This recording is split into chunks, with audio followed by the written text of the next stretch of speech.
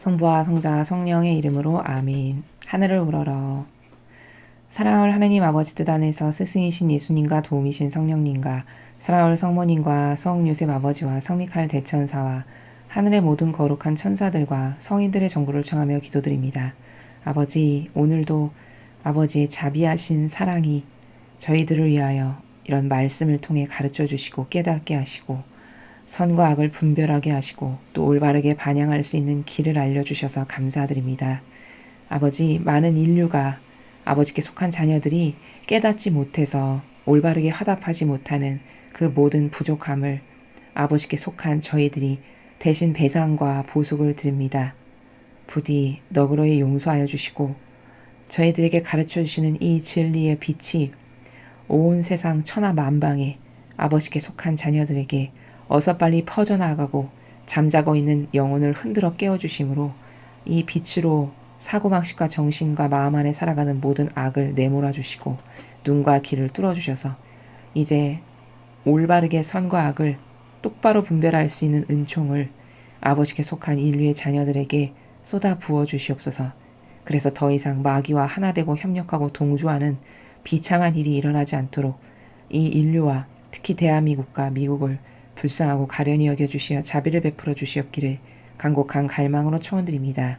이 모든 기도 우리 주 예수 그리스도의 이름으로 비나이다. 아멘. 성부와 성자와 성령의 이름으로 아멘.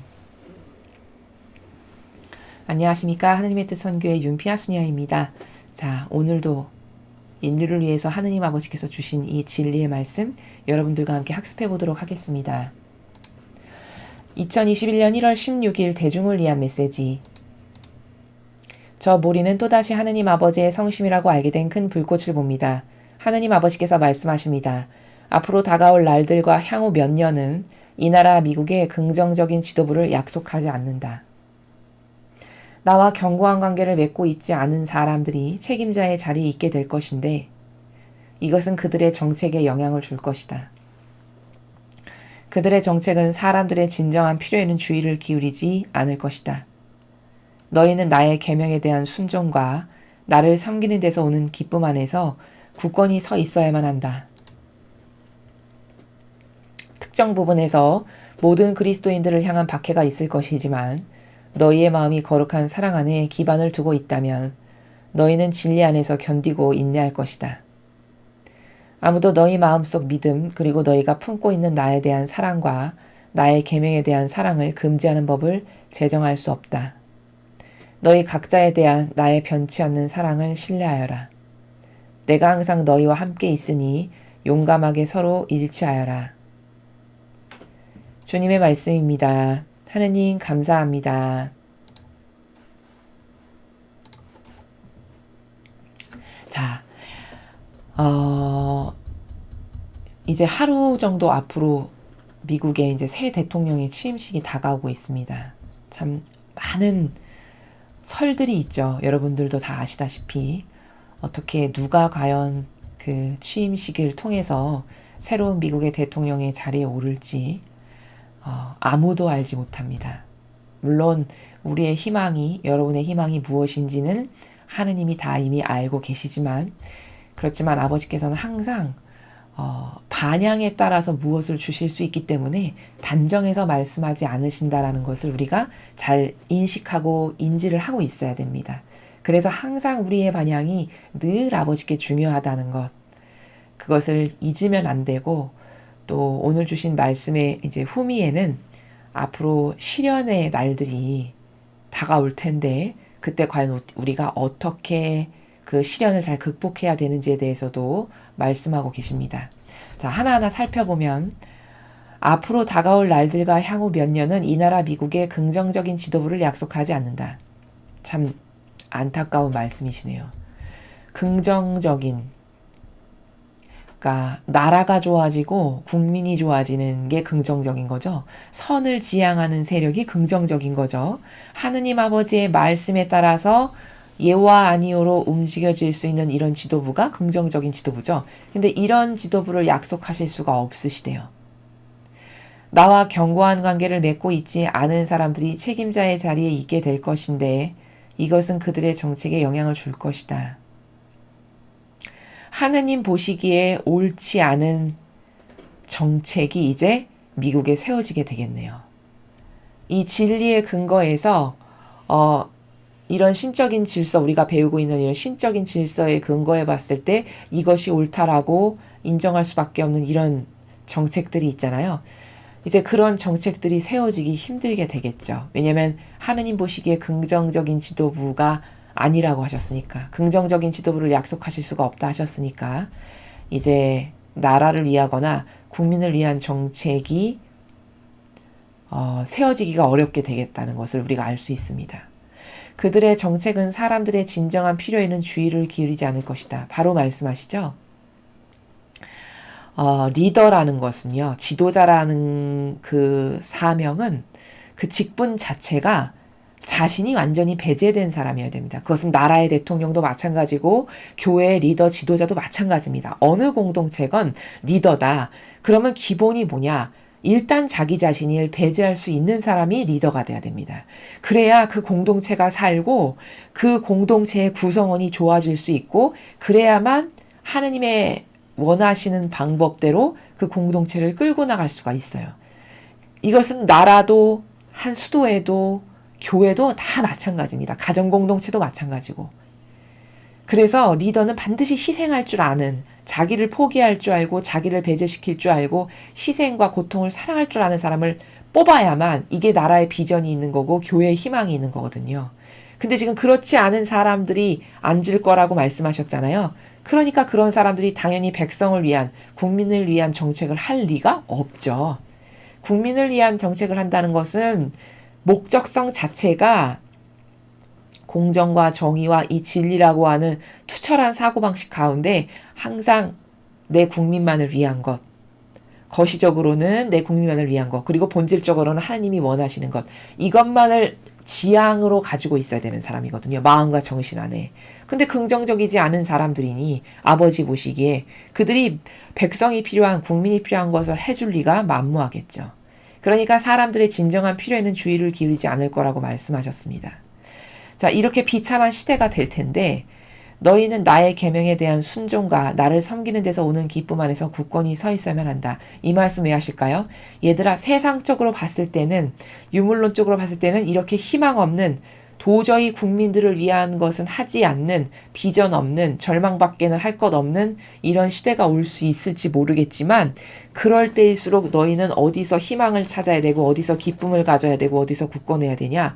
오로지 이러면 이럴수록 계명, 아버지가 주신 질서 있죠, 계명. 그것에 대한 올바른 순종. 그리고 하느님이 기쁘시는 것만을 나는 해. 아버지가 이걸 지키라고 하셨으니까 곧 나의 철칙이고 철학이고 나의 기준이야 라고 생각하고 행하는 계명과, 그리고 이런 하느님을 기쁘시게 해드리기 위해서 하는 모든 것이 곧 나의 기쁨이야. 이런 두 가지 정신으로 꿋꿋하고 굳건해야만 한다. 세상이 이렇게 뒤숭숭하고 희망 없고 비관적으로 보일수록 더 그래야 된다라고 말씀하시죠. 특정 부분에서 모든 그리스도인들을 향한 박해가 있을 것이지만 너희의 마음이 거룩한 사랑 안에 기반을 두고 있다면 너희는 진리 안에서 견디고 인내할 것이다. 예, 이제 그리스도인들을 향한 박해가 있을 거라고 하시네요. 일부분에서, 특정 부분에서. 글쎄요, 얼마나 지속될지 혹은 어떤 부분에서 박해가 있을지 우리는 알지 못합니다. 그러나 성경을 통해서 근본이 되는, 기본이 되는 정신은 성경의 근거에서 본다면 항상 마지막 때는 이런 환난과 어려움이 늘 있었어요. 그게 바로 다니엘을 보면 알 수 있죠. 그렇게 나라가 망해가지고 바빌론으로 끌려가는 이런 마지막 시대가 되니까 이 고통 가운데서 어떤 사람만 살아남았죠? 그렇죠. 다니엘과 같이 굳건한 사람만 살아남더라. 이게 답이라는 겁니다. 그래서 자꾸 하느님 아버지께서 그럴 때일수록 뭐 좌절하거나 포기하거나 혹은 뭐 절망하거나 혹은 그 악하고 하나에 대해서 동조하거나 이러지 말고 그럴 때일수록 끝까지 인내하고 견디고 굳굳해야 된다라고 반복해서 말씀하시죠. 그럼 그 모범을 어디서 볼 수 있냐? 다니엘이 바로 그런 정신으로 살아남은 사람이잖아요. 다니엘과 세 친구들이. 정말 좌절밖엔 할 것 없는 시대적 환경이었는데 그럴수록 더 꼿꼿했죠. 오히려 하나님을 찬미하는데 기도하는데 문을 더 활짝활짝 열어놓고 찬미하고 남들 다 경배하는데 꼿꼿하게 그 우상에 경배 안 했고 남들 다 고기 이거 시키는 대로 해서 고기 먹어라 그래서 왕의 수발을 잘 들어라 했는데 저는 고기 안 먹겠습니다. 오히려 채소를 주십시오. 그 채소를 먹었는데도 얼굴이 상하고 이상하면 그때 맘대로 하라고 이런 배짱 이런 정신 결계 이게 필요하다는 거예요. 마지막 시대를 살아남으려면.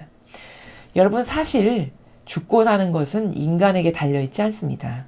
그것은 우리에게 마귀가 두려움을 불어넣기 위한 하나의 착각이지 결코 인간이 사람의 목숨은 죽일 수 있을지 모르겠죠. 그러나 내 영혼을 어떤 악도 좌지우지할 수 있는 권한이 없어요.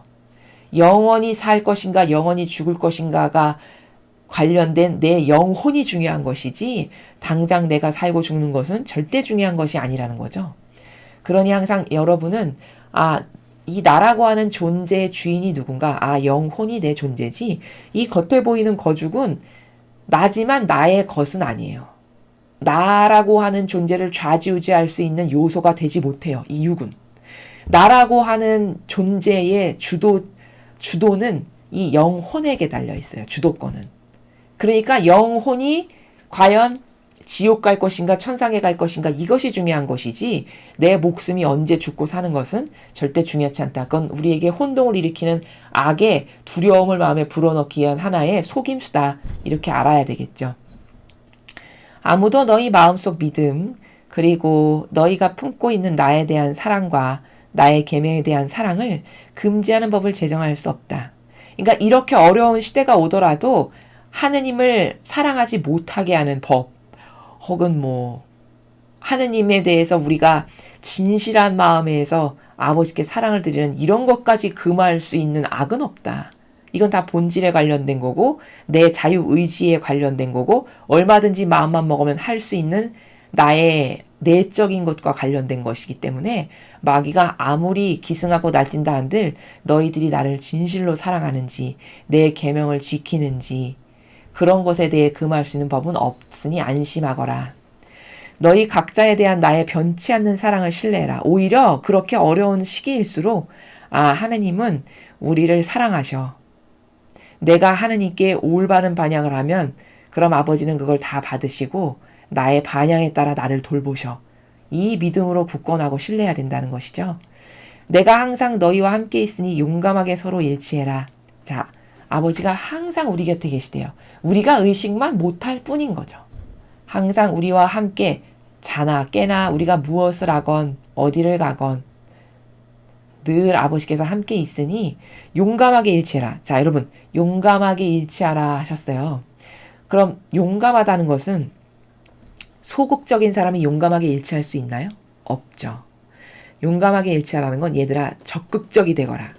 옳은 것에 있어서 뭘 예와 아니오를 해야 되는 시점이 다가왔을 때 너희 앞에 그런 것을 선택해야 될 시점이 다가왔을 때 아주 적극적인 사람이 되거라. 적극적으로 하나 되고 일치해라. 이렇게 말씀하고 계신 것이죠. 자, 그래서 오늘 우리는 이 미국의 현 사태가 아주 100% 긍정적이진 않을 것 같다는 이런 말씀을 오늘 아버지께로부터 전해 들었습니다. 그렇지만 그렇다 하더라도 이 악의 시간이 어차피 아버지께서 허락하신 것이고 영원히 지속되는 악은 없는 것이고 이것은 다 배곡과 썩은 것, 밀과 가라지를 가려내기 위한 아버지의 하나의 일련의 과정이시라는 것을 잘 아버지의 의지를 올바르게 이해해서 우리는 반향할 것에만 똑바로 반향하면 됩니다. 예와 아니오만을 똑바로 하면 되고 옳지 않은 것에 타협하지 않으면 되는 이런 굳건하고 확고부동한 이런 강한 정신으로 끝까지 인내하고 견디고 하나 되는 것만을 우리가 해야 될 노력임을 우리가 잊지 않고 명심해야 하겠습니다. 이상으로 2021년 1월 16일 대중을 위한 메시지 해설을 마치겠습니다. 감사합니다.